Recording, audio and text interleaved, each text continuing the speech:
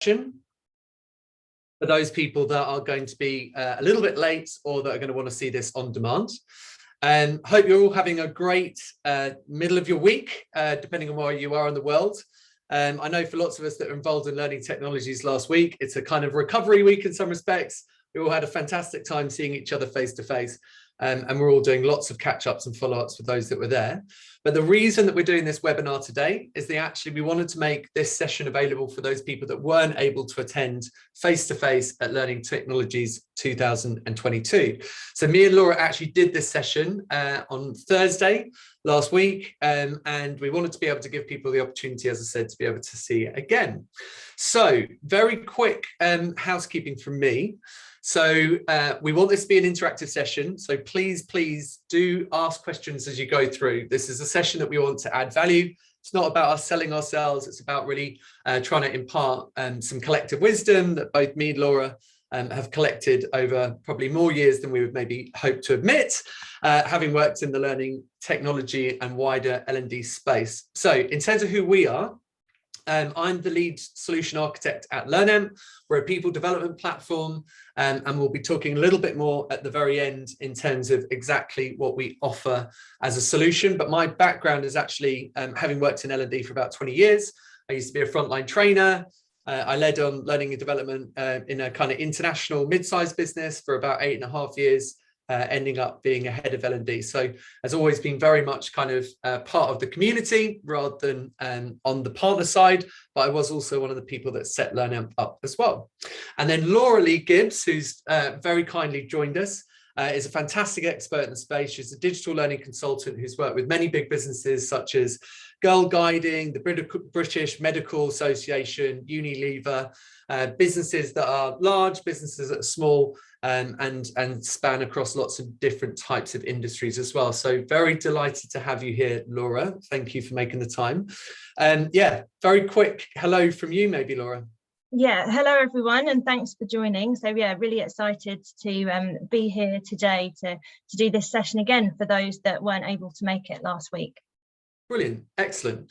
Okay, so in terms of the actual session itself, the content, what we wanted to do is we wanted to help people to kind of avoid the mistakes that we see commonly being made. Now that might seem a bit negative, but actually projects like implementing solutions can actually be really quite a costly affair, especially if you get them wrong. So we wanted to try and impart that impartial kind of advice around the things that both on our side as a vendor, we often see as people kind of making mistakes at, or where they're just not ready for a system like ours, but also from Laura's side, being the person that will be that kind of advisor, helping to guide companies through not just selecting systems, but more broadly thinking about kind of digital learning transformation.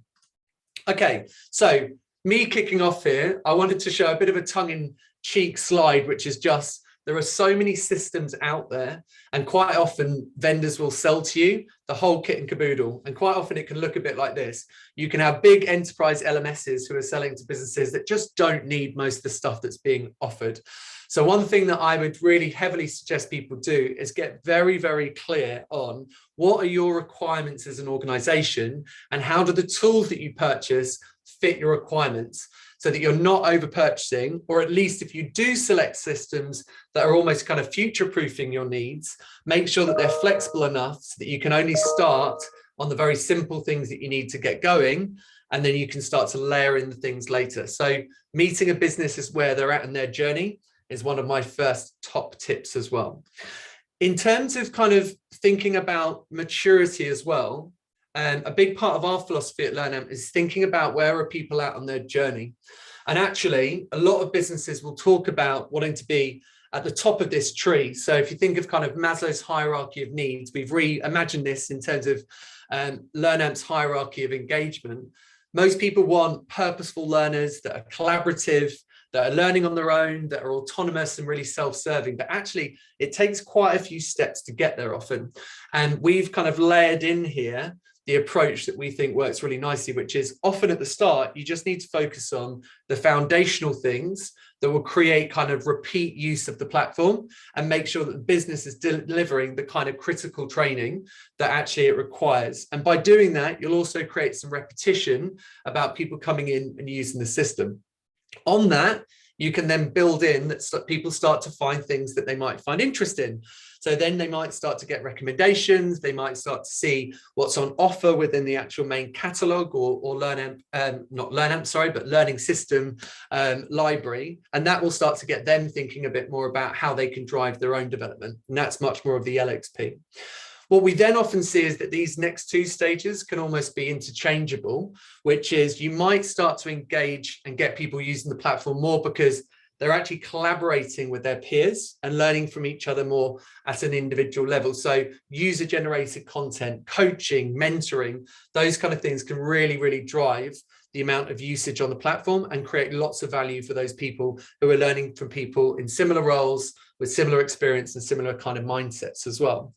But also what can hugely drive engagement is thinking about how you start to sync this in with talent development. Lots and lots of people talk in our space around things like gamification and engagement, but actually really what motivates people is not always competitions and points and badges. It's actually linking this back to what's important to them in their lives, what's their purpose, where are they heading towards, and what are the kinds of skills and the knowledge that would be very transferable for them, whether they stay in a business or leave a business. So tying in that talent development aspect and making it really specific to the individual can have a huge impact as well. So no journey is the same. Every journey is different. Every business is in a different place in terms of their journey. But again, looking at solutions that allow you to layer these things up will really help you in terms of being able to create that kind of learning community and culture that most businesses are striving for as well. Okay, so getting into the actual common mistakes that we see. So these are some of the ones that we've come up with. Of course, there are more that are out there, but these are some of the most common ones. So a couple of things to focus on is really making sure that you've got a clear strategy about what you're trying to achieve and not getting sucked into the kind of the shiny solutions that are out there in the market, making sure that the solutions you choose are really underpinned by the strategy that you've actually kind of created based on feedback and research that you've done across your organization. Making sure that you're always laser focused on the learners and who you're actually delivering this for. Again, me and Laura talk about this a lot. Think about yourself as product managers. Who are you doing this for? Don't assume what they need. Really make sure that you're talking to them and make sure that you're delivering what that value proposition is as well. E-learning and digital learning not being the same things. It's a real kind of bugbear of mine particularly, which is, I think there's a real stigma around e-learning, and there has been for many years. How do we change that? How do we rebrand that and get people to think about all the possibilities that digital learning now has? And when you think about hybrid working, where we don't have the classroom to rely on in quite the same way, or people might be in different places, how do you manage to still keep a very coherent and engaging kind of learning proposition?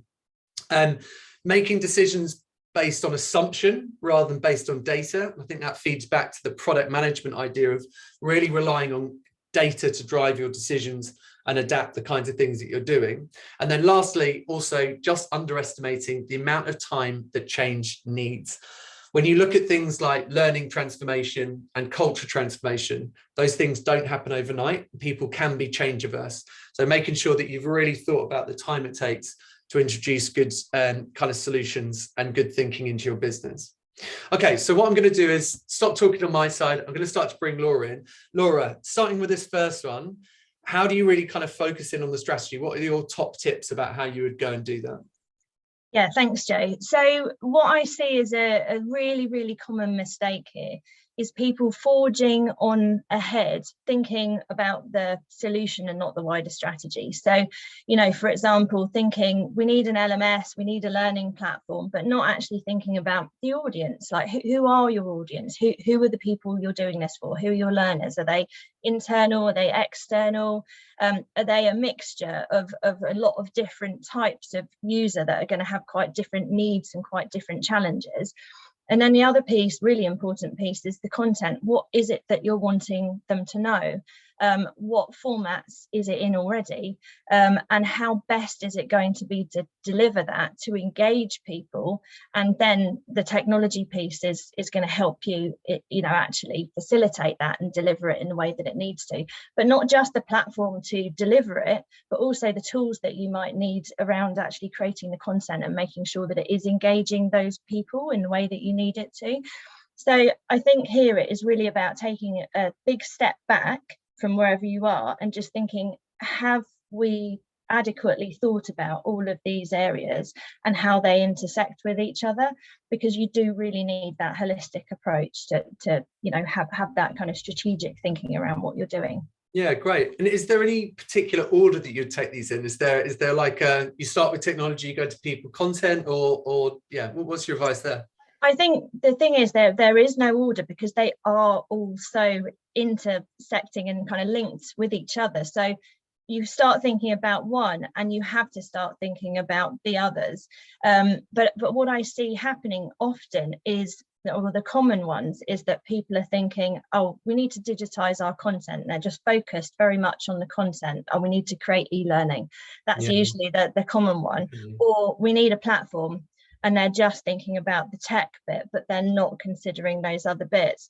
I see less often people just thinking about the people bit and not the other two. It's usually the content or the technology that people are kind of more tunnel visioned into, but you just do need to think about them all kind of concurrently and simultaneously, get that strategy in place, and then you can actually, you know, you need to be having your content strategy and thinking about how to develop that in an engaging way alongside selecting and implementing a platform, and keeping your people involved in that process as well. And yeah. And is there any one of these three parts that kind of gets commonly underthought about? So you've said that content is probably the thing that people most commonly go to. Is there a thing that gets, you know, put in the shadows a bit more? Yeah, I would say the people aspect. So making sure the learners and the business stakeholders are involved in that process from the outset. Yeah, and that's why for us as well, when we think about implementation, it's not about standing the system up. It's actually the time that it takes to engage with people and do the testing and make sure that it's fully communicated out, because you are taking people on that journey. So yeah, I couldn't agree more. We've actually had a question that's coming as well, which is there any way that you would advise on how to start figuring out what your content strategy should be? Like, is there a particular point that you would start at? Yeah, so with a content strategy, where I'd always start is doing a content audit on what you've got already, and actually getting that picture of what exists in what formats, because it could be a mixture of what's inside your subject matter experts' heads, but also no doubt lots of PowerPoint slides and, you know, a mixture of kind of formats of how things are being done currently. So it's just like actually get the full picture of what exists already, and then take a piece to do an MVP, so a minimum viable product on, and actually then, you know, start to create a kind of ideal design blueprint of how you might like to deliver that in the most engaging way to get the kind of results that you want. And then of course that is interlinked back to the platform, because what's the platform going to enable you to do in terms of micro learning, for example, and what do your learners need as well? So it is, you know, so those two pieces will be interlinked with thinking about the content strategy. Right. Yeah. Amazing advice. I've got a question, but I know we're going to kind of talk about strategy a little bit more around content, so I'm going to come back to it. So, in terms of kind of remembering who you're actually doing this for, what are your top tips about how to really focus back in on your end learners and your customers, I suppose, in that respect? Yeah. So, with this, you really need to think about who your different audiences are. So start to segment them. And this is what marketeers do all the time in terms of creating user personas. And what you need to do is actually kind of, you know, give a bit of character to a representation of these different user groups that you're going to have. Think about, you know, what kind of demographics they might share, what kind of common challenges, common motivations they might share, so that you can actually start to, you know, picture who these people are that you're doing this for. It's really important to actually, you know, get some input from people as well into this. So from the learners, from the end users. So you can do that with surveys, you can do it with, you know, interviewing other maybe business stakeholders to really understand who these user groups are, and then start to, you know, develop out the user stories. So this is putting yourself then into their shoes and thinking from their perspective, what do they need to do? So it's thinking, as this type of user, I need to do this so that I can do this. So it's really important to kind of factor in the why. So why do they need to do this? And by doing that, you're gradually then building up your set of requirements for what you're ultimately going to need your platform to do.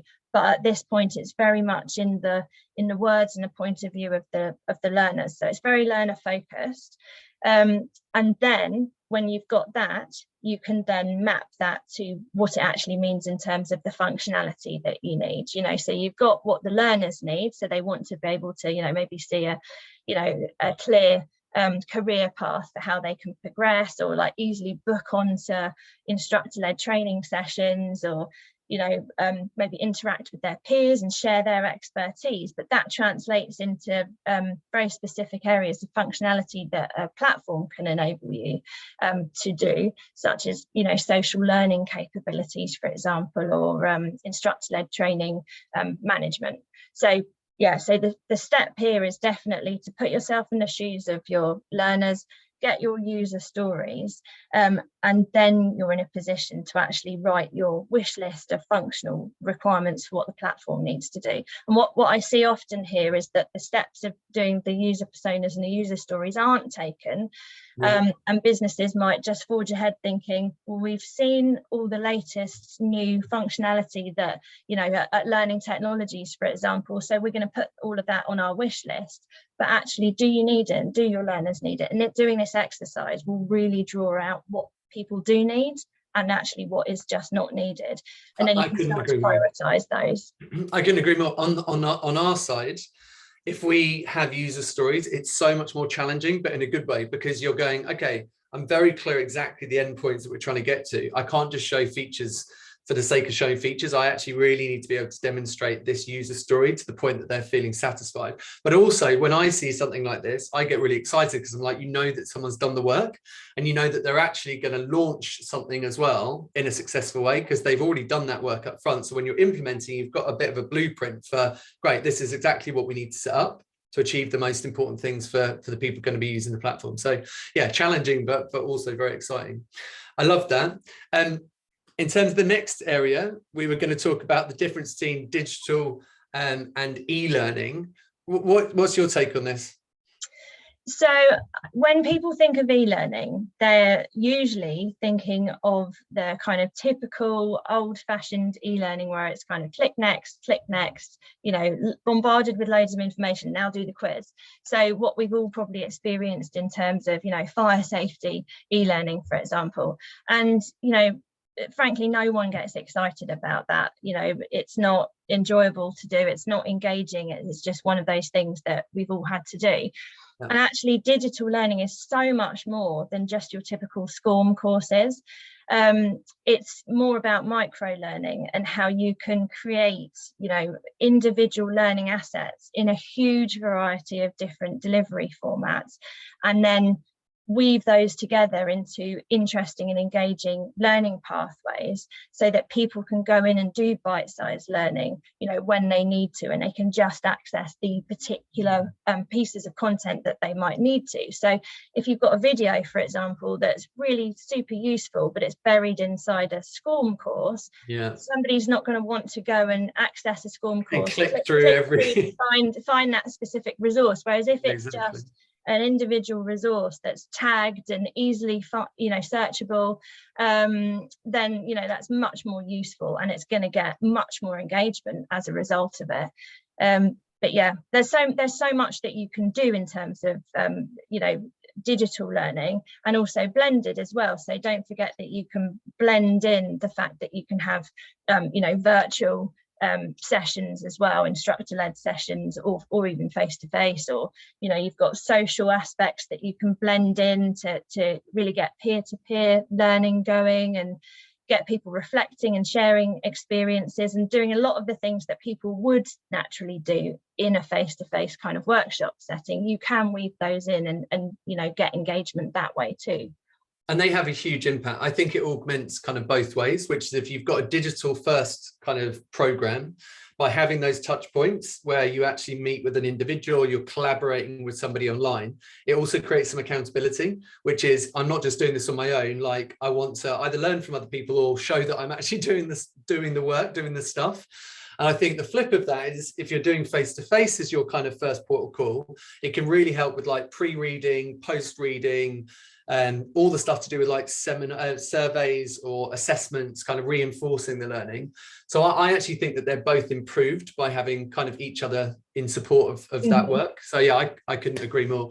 And we've had another question in terms of thinking about kind of other things outside of e-learning, like where would you even start? What are the other types of examples? I know that we've talked a little bit around like digital learn, kind of face-to-face. Are there any other types of digital learning that you think people need to consider more of? So I think there's definitely certain approaches that should be considered, like the flipped classroom approach, for example. So I think during the pandemic, you know, in the rush to move things online really quickly, people were tending to just do what they had done in a face-to-face way, but do it virtually, but not really change it and adapt it to keep people's engagement. And, you know, a better way might be to use flipped classroom, where you've got people asynchronously accessing on-demand resources in their own time, you know, gathering their thoughts and questions that they might want to have in that you know, virtual environment, and then it's making better use of the facilitators or experts' time in that session, so that they can really, you know, rather than just deliver content that could have been delivered digitally in advance, they can actually be adding real value with their expertise live to those people. So I think that's definitely an approach that can really you know, work to kind of save time and add value and get more engagement. Absolutely. And if you think about onboarding, where you've got lots of senior people around the business who want to be involved in meeting new hires and stuff, what we often suggest is get them to record a video and then just do a shorter kind of Q&A session where you're only doing 15 minutes rather than delivering the same pitch almost over and over again, which becomes dry over time. It's difficult to schedule, difficult to get the right people in the room. So I think those kind of things can work brilliantly as well. One of our things that we always talk with people around is the 4 kind of pillars of content, which we always say, think about what content you've got already that you can kind of maybe improve. Think about what content you can purchase, because some content is just so much cheaper to purchase than create yourself and keep it up to date. There is a wealth of content out there on the web, and it's only got better in the last 2 years with the pandemic. Like lots of producers of content, publishers of content have really upped their game. There's so much good stuff out there. And then the last one is, how do you get content from within your community? So user-generated content, because again, it's that kind of old thing of like 2 heads, you know, you've got 1,000 heads probably in your business, or 100 heads, getting all those people to collectively soak up their wisdom and share wisdom. There's so much good stuff that can get created through there as well. So I'd say all of that is digital learning. And my last thing that I always say to people is, as you said about the micro assets, if you've got all these things broken down in smaller parts, it's like a Lego set. You can create all kinds of beautiful shapes and programs. And whereas if you've got big blocks, which kind of, you know, SCORM packages ultimately are, it's much harder to make them into other things. You're kind of more restricted than the agility that you can get from having kind of smaller micro assets as well. I like that. So instead of going for mega blocks, go for Lego. Exactly. Yeah. And then it's so much easier. And then you need to have a good system that kind of obviously pulls all of that together. Okay, cool. So the next thing is, and I think this is we've been going through a growth program in LearnAmp ourselves. One of the things we've been, really challenged on is don't make decisions based on assumption. I think we all do it all the time. Oh, I've worked in this space for X amount of years. I know what our kind of customers want, or I think I really understand our learners. I'm going to, kind of just carry on doing the things that I've been doing before. But your kind of suggestion here is that we should be focused a bit more on a data-driven approach. Absolutely. So I think with this, there's 2 main areas where people tend to make mistakes. So one is making assumptions on what you think your learners or users want without actually testing it. So first of all, without involving them early on in the process, but then forging on ahead and kind of creating what you think is wanted or needed, and then launching it hoping for huge adoption and take up. But actually what you should be doing is starting smaller with a minimum viable product, thinking like a product manager and not a project manager. So just getting something out there into the hands of users, piloting early, getting that essential feedback, getting that essential data and analytics on how it's being engaged with and used, and then keep on refining, tweaking, improving, constantly. So that's the first thing. And then the second one is actually delaying launching anything, seeking perfection. So again, it's the mindset of, well, we can't launch until we've built everything and it's all there. But actually, you're setting yourself up for potentially a bit of a fall if you don't get that engagement that you're hoping for, and actually just get something out there and then keep on bringing in, new content, maybe new functionality in the platform. Then you've got things to shout about as well. So as part of the ongoing activation, you can keep telling people, well, now this is there, or, you come back into the platform. You've got ways to nudge people back in with that approach. I think that's a great point. And we've seen people, and we try so hard to keep people to their timelines and their schedules, but they just get so nervous because I think they've invested so much time and effort that they feel that something needs to be perfect by the time it launches, but it does just delay the process. And actually, if you have too much stuff when you launch, it's a bit overwhelming and stuff just sits on the shelf. So I love that idea of what you're talking about. You use that almost as a marketing approach to drip feed things in over time. And actually that in itself will be a really good engagement strategy. So yeah, I think that's absolutely brilliant. Okay, I can see another question. What kind of resources do I need for implementation and kind of ongoing management? So maybe when, this has been prompted by thinking about when you do get going, and who do you need to kind of get involved on your sides, and who will help you to make sure that your implementation is successful? Yeah, so I mean, you certainly need some kind of project manager or owner for the implementation. And that person can be the main point of contact who has that relationship with the vendor, to ensure that you're getting the support that you need from the vendor side during that critical period. And also there'll be other aspects internally that are going on that need coordination, like the content that needs to be ready for launch. And maybe user data integration, but various different work streams that there'll be, and the marketing aspects of it. And you want someone to be, owning that during implementation. But then after implementation, when you launch, you then want someone to then own the platform and be responsible for its ongoing kind of improvement, really, and for that ongoing kind of relationship management with the vendor, which will be really critical moving forward, because you want, as a business, to know what's in their product roadmap. If new functionality is being released, is it relevant for your use case? And you want someone to be really on the ball on your side, knowing what you need and kind of what your own roadmap is and how that might gel with the vendor's roadmap. Yeah, I think that's so true. One of our kind of little phrases, I suppose, is software with a service. And it's this idea that technology is just not a silver bullet. So having good partners on both sides that can talk to each other regularly, like businesses change focus all the time, and people do, and what their priorities are. So having that kind of continuous conversation and making sure that you've got the right people on both sides, I think is really, really key. And I think this sets us up quite nicely, actually, probably for this last one, which is thinking about change. So, and there are probably different phases, aren't there, Laura, of kind of who's best to be involved in the project at different points, and the impact they'll have on rolling something out that is going to have long-standing change and kind of a sense of transformation, as you put here. Yeah, I think certainly something that I've seen in the past is that there might be that engagement, involvement and kind of ownership at the beginning, so during implementation, but then once the platform's been in place for a few years, I've certainly gone in and helped clients you've had a certain platform for many years and it's not being optimized or, you know, really used to its full advantage.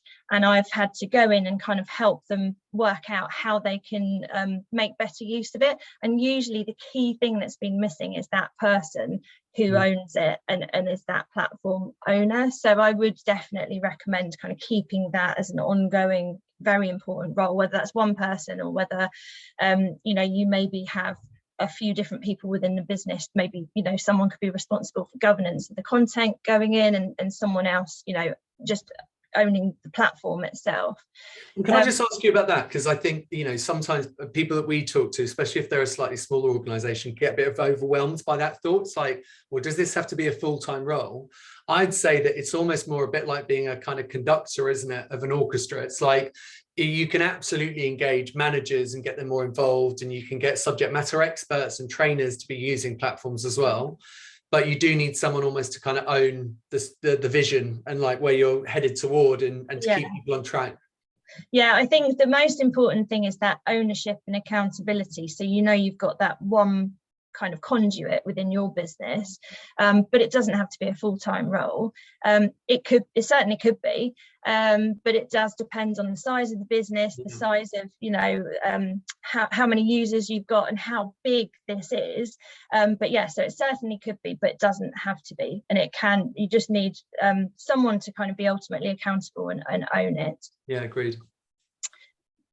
Yeah, so on this, in terms of setting a realistic timeline for change, I think the key thing here and the key mistake that can be made is thinking that transformation happens overnight, and it really doesn't. So, you know, you need to take this step by step to achieve the transformation that you're hoping to achieve. And the very first step is to build on what you've already got and improve from where you are in your journey now. And that will be different for every business.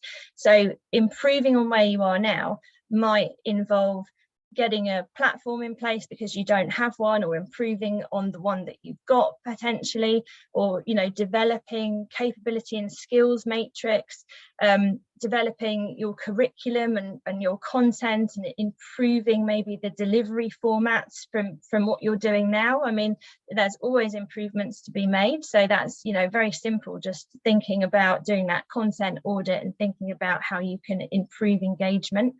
And then the next piece is then about activating it. And this is where you really need to get that engagement across the business and have kind of champion network of ambassadors, you know, who are really, you know, I suppose, championing what you're doing, and, you know, senior users across the business, and your support structures in place as well. And those people can also be helping to curate and create content and be really kind of actively involved, right? It's not just about promoting. It's like, because we talk a lot about this idea of decentralizing, and it's not to lose control. It's just to say, like, you'll get so much more from the platform and drive your efficiencies much more if you get more people involved in this. So yeah, I think activating your community is a great concept. It definitely plays into the user-generated content, which you were speaking about before, and that, yeah, that whole decentralization of content creation doesn't have to come from central. It can come, you know, from all of your experts, and you know, everybody's got expertise. You know, it's about unlocking that kind of knowledge from within their heads and giving them a platform to share it. And I think that's also about being realistic about what L&D can achieve. It's like L&D can't be experts in everything. Like, we can be facilitators and we can provide best practice. We can provide the right tools and the right framework. But it's very difficult for L&D to be able to literally deliver value to every single person across the organization, especially as you start to grow and you get bigger and bigger. So I think it becomes a critical need to get more people involved, for sure. Right, so engage. So yeah, so engage. So this is where, with continual improvement, then you can start to maybe bring on functionality into your platform that you haven't, you know, launched with, for example. So you know, and I think that's actually links back to one of the things to consider when you're choosing the right platform for you, is to think about future proofing. So where do you want to go with your strategy of how you want to kind of engage people further down the line? Because it might not be what you start with, but what do you envisage that you might be doing in a year's time? And does the platform that you're looking at actually, is that going to give you what you want down the road? So it's, you know, about meeting your functional needs now, but also hopefully there can be that kind of correlation with an ongoing partnership with what the platform can do for you later, and that does link back to the wider strategy. So so bringing on maybe other partnerships with other content providers as well. So thinking about, you know, I think you spoke a bit to this earlier, you know, about user generated content, but there's also content curation, and maybe you might want to look at bringing in kind of content aggregation tools to bring in lots of content that you can curate and intersperse into your own made content. So, and you've got different you know, different ways to bring in content. So what are you going to build yourself? What are you going to borrow from subscriptions, and what might you buy? So those are things that you might add and bring in as time goes by to keep that engagement. I think that's great. And there's something that we always talk about, which is like this idea about the 5 I's, which is content have different modalities. So like web content, for instance, can be really helpful as one of our ones around inspiration, which is if you're setting somebody up for a session, if you've got an eye which is around just getting them into the topic, sometimes hearing a voice from outside your organization or a well-known figure can really help with getting people to go, okay, this is an important thing that I should kind of take note of. So yeah, I think that's really important. Yeah, and then I guess with the kind of transformation, you know, this might include having integrations with other platforms within your business, potentially kind of a wider ecosystem going on, and that decentralized content creation, and just maybe bringing people into it in a different way, so maybe with mobile app, for example. But the whole process is very iterative, and it's an ongoing cycle of improvement, refinement and change. And I think that's the difference sometimes about kind of evolution versus revolution. Sometimes you do need to completely rip something out and put something in. But I think you're also talking about how do you iterate so you can just improve things bit by bit. And we quite often say, like, I think it's quite good to get a platform that you almost can test to its limits, because then you know where you're kind of where you're missing things, and you almost shouldn't replace something until you know that you've got to that point that you've really fully used everything you've got. It almost kind of teach you a little bit more about what you need into the future as well. Yeah, I think these models are great for people to make the right decisions before they actually make quite a big commitment to something. Okay, brilliant. Mindful of time, and we want to go through this as well. So you've got a bit of a roadmap, haven't you, about, you know, 1 to 10 of the things that you think people should do in the order. And obviously, I'm sure this is flexible, but it's a good way forward, right? Yeah, absolutely. So this is the kind of roadmap that I would take clients on to actually select the right platform for them. And obviously this is only about the selection. It's not then the implementation, which would be a whole nother kind of set of points, really. But initially you do need to think about that overall strategy. So think about that holistic approach with your people, your content and your technology. Set that against the realistic timeline for change so that you've got your strategy in mind. Then it's about really understanding your users. So thinking about those user personas, the user stories, mapping those to what the functional requirements are going to be of your platform, and then getting other people in from the business involved in that critical prioritization piece. That's really important, because when you've just got a list of functional requirements, not all of them are equally as important as each other. So it's really key to do that prioritization, because then you get the key differentiating priorities for your particular use case. So what are the absolute must-haves that you need? And then with that, you can then do your long listing and vendor screening to really identify which potential products are going to be right for you. And what I would just mention here is, with the vendor screening, it's not just about the functional requirements. So it's important to factor in other considerations, because the vendor that you choose, you will have an ongoing partnership with. So you need to make sure the relationship works. So how well do they understand your use case? Do they have experience maybe in similar industries and with similar use cases to yours? but also, you know, the human factors side of it, you know, that there is a kind of how it feels element to your relationship kind of through this process, because you'll get a good indication of that through the sales process and through the kind of demonstrations that you get and the discussions that you have. And then the roadmap, their product roadmap, is really important as well, as I mentioned earlier, just in terms of, does that kind of meet your needs of where you're wanting to go as well. I also think that gives you a really good flavour if you can see a roadmap and see what's been delivered as well as what's coming up. That'll give you a good sense of, well, how much do people really stick to the roadmap, and also how quickly do they develop the product? Because again, businesses change a hell of a lot, so being able to stay agile to that, I think, is huge. There are a couple of great questions that have come in, so I'm just going to pause at this point. What's your advice for kind of how open you might be with people like us, I suppose, vendors, about like who they're up against, or yeah, kind of information about things like budget and stuff like that? Hopefully I've represented that question properly. So I think it does depend on your business, because, you know, if you're going to go for a formal RFP process, then there'll be rules around the procurement of what you can disclose and what you can't. So you know, certainly seek advice from your internal procurement officer, yeah, sure, on that. If you don't need to go through a formal tender process, then I would recommend kind of just doing a kind of more informal process. So you've got a short list and you probably want 3 to 5 vendors on that, but you don't want them to kind of come in with proposals that are totally out of your budget. So you do need to probably be fairly transparent about what your budget envelope is, so that you know that if you're going to ask them to kind of go to the effort of doing a proposal and pitch for your panel, as it were, that they're not kind of wasting their time because they're just way too expensive for what you can afford. So yeah, I think where you can be transparent.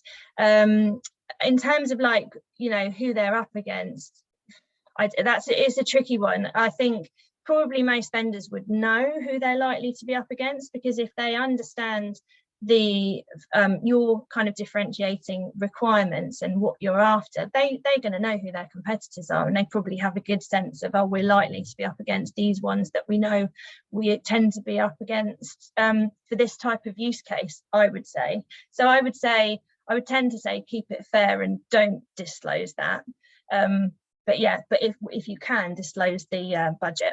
I think the value can be that often people that work in the industry know very well kind of how they compare to other solutions, but it's not always the easiest thing to find that out. Someone like G2, I think, is great, because you can compare people against what customers are saying of those two different kind of propositions.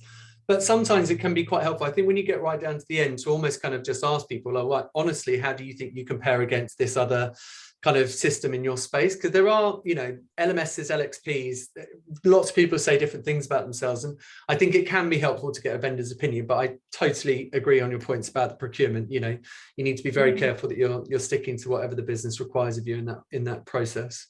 I think as well, what I'd say is, I tend, you know, because I do so many selection processes and see so many different platforms, I can advise my clients on what I think is a good fit for them. Ultimately, yeah, it's their decision, but I can kind of lay out the pros and cons of maybe each different, or not cons necessarily, but you know, potential limitations, right? or limitations. Yeah.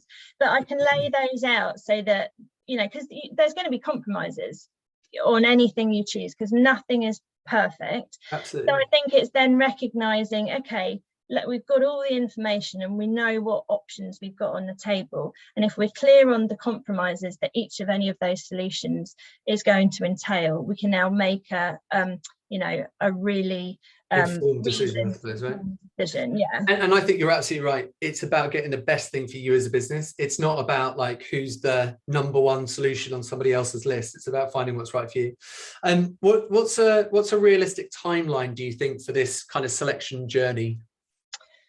So I would say, well, so obviously it depends where you are on this journey, but if you are starting at the beginning of this roadmap in terms of defining your strategy and, you know, really going through this in a great deal of detail, then I would say probably 2 to 3 months to and obviously it does depend on the size of the business as well. So but yeah, it could be 2 to 3 months to go through this from start to finish. And this is almost just kind of the readiness period, right? So if you then think about the time it takes to implement, I mean, I often say to businesses, you want to be looking at like 9 months out from a renewal date, or when you want to get something in place, to probably really go through that whole process, make sure that you've made the right decisions, you're not rushing things. And again, that completely varies on size, but yeah, I think that's great advice. 2 to 3 months feels about right.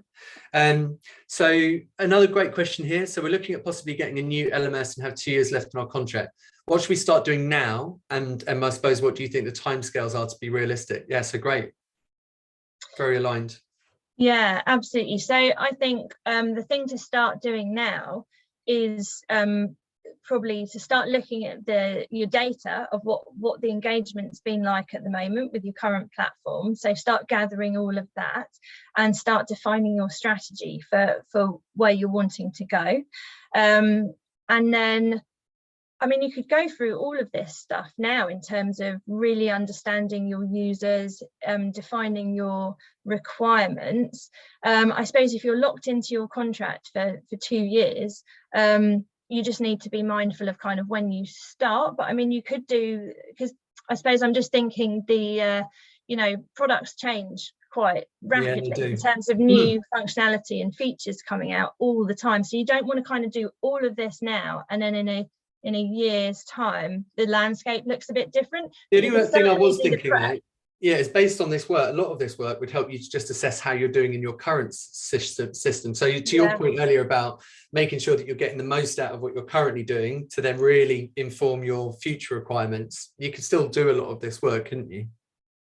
Yeah, exactly. I think so. Probably up to well, and also your business priorities might change in the next year or so as well. But you could probably go up to kind of 0.4 on this in advance, and then take a break. Keep your eyes open. Go to things like learning technologies. Webinars.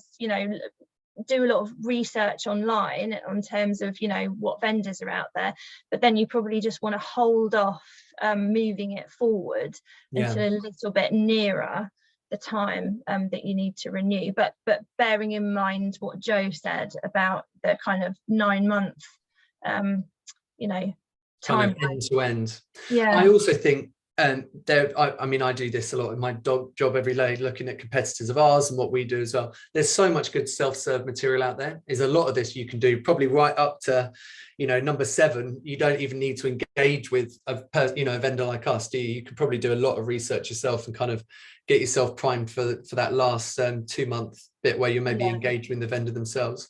I would actually recommend probably not reaching out to loads and loads of vendors having countless demos, because you'll just get a bit it'll just be a bit overwhelming probably, and you just want to kind of focus on having the demos with the ones that discard as many as you can first before having demos, and then really engaging in demos that they can do based on your user stories, which will be the most useful to you. If you kind of start with loads of demos kind of too early, they won't be too specific, and you'll just kind of end up with the thought that all of these platforms can do loads of stuff, but it's not clear whether it's relevant for you. Totally. I think people that go through long processes, they almost have to start again midway through, because they've almost forgotten kind of who they saw at the very start. In terms of kind of next steps, you've come up with this brilliant diagnostic, which I'd love you to talk about. And I think this could be a really good thing for people to take out of this session, right? Yeah, definitely. So I mean, in terms of that roadmap, if you're not quite sure that you've done, or where you are on the journey, or if you certain way down but you haven't done all the steps that we've talked about, then this is a really, really useful diagnostic quiz to actually identify how ready you are to select a platform, and it breaks it down into those different areas of your strategy, your content, your people, and the technology. Brilliant. And all it is just 20 questions that you go through, and then it gives you a personalized action plan basically of what you should be thinking about in each of those areas to take it forward. Yeah, fantastic. I see it's been shared in the chat for those people as well. So if you then come out of here and you do have a high score, then you're starting to actually get into thinking about what solutions you want. And this is just one slide on what we do at LearnAmp. I'm not going to spend much time on it. Please do come to our website and you can talk to us if you want to. But it's just to say that we've kind of purposefully created LearnAmp in quite a modular way. So I think to your point, Laura, we're trying to get people to think about what they need and when they need it. So they're not having to have everything in one go. And also really thinking about that ecosystem that sits around it. So what are you going to need from a content perspective? How does it flow with your HR system? What tools do you generally use internally that this could kind of really put into the flow of work? So that's just a kind of a little example of what we do. But I think, yeah, looking for systems that have got that flexibility, I think can be really, really helpful for businesses, not just now, but also what they might need to do into the future as well. And we've gone 5 minutes over where we said we were going to be. So look, everybody that's been on the call, I really appreciate you sticking with us and all the great questions that we've had as well. In terms of next steps, just with us, obviously you've got the diagnostic tool that we've shared in the chat. And we're actually going to follow up with everybody via email in terms of some materials, things like the slides that we talked about today, the recording of the session. But obviously do get in touch with us on LinkedIn as well. So you can either get in touch with me, Laura, directly or the respective businesses in terms of our pages as well. But yeah, thank you so much for the time that you've taken, Laura, and taken us through this. I think there was some really, really helpful practical advice. And everybody that's on the call would love to just get your feedback very quickly on how helpful you thought this session was as well. And yeah, we'd really love to see you in future sessions. We're going to be doing more of these, and me and Laura do a little bit of work together, but we'll both respectively be doing our own webinars and bits and pieces. So do follow us. And yeah, thank you everyone for your time. Have a fantastic